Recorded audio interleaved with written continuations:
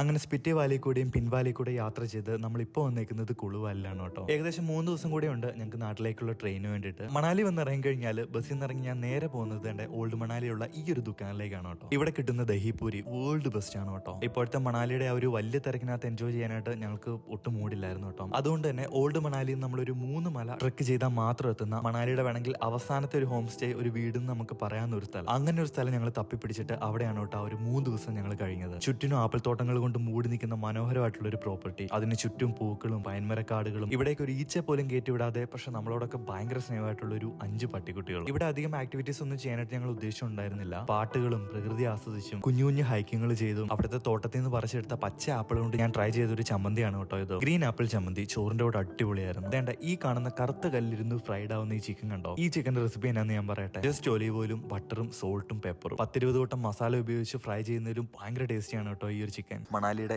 ഏറ്റവും കാമായിട്ടുള്ള ഒരു സ്ഥലത്ത് ദാണ്ട താഴെ ആ കാണുന്നതാണ് മണാലിയുടെ ഭാഗങ്ങൾ. അങ്ങോട്ടേക്ക് പോകണമെന്നുണ്ടെങ്കിൽ ഒരു 45 മിനിറ്റ് എങ്കിലും നമ്മൾ മല ഇറങ്ങി താഴേക്ക് പോകണം. താഴെ ഇപ്പോൾ ഭയങ്കര ക്രൗഡാണ്, ഭയങ്കര ട്രാഫിക്കും, ഒരുപാട് ആൾക്കാർ ടൂറിസ്റ്റുകളായിട്ട് വരുന്ന ഒരു സമയം കൂടെയാണിത്. ഭയങ്കര ഓണടിയും കാര്യങ്ങളൊക്കെയാണ് താഴെ. പക്ഷേ ഇങ്ങോട്ട് കയറി കഴിഞ്ഞാൽ ഒരു സ്ട്രീമിൻ്റെ സൗണ്ടും കാറ്റിൻ്റെ സൗണ്ടും കുറച്ച് കിളികളുടെ സൗണ്ടും മാത്രം.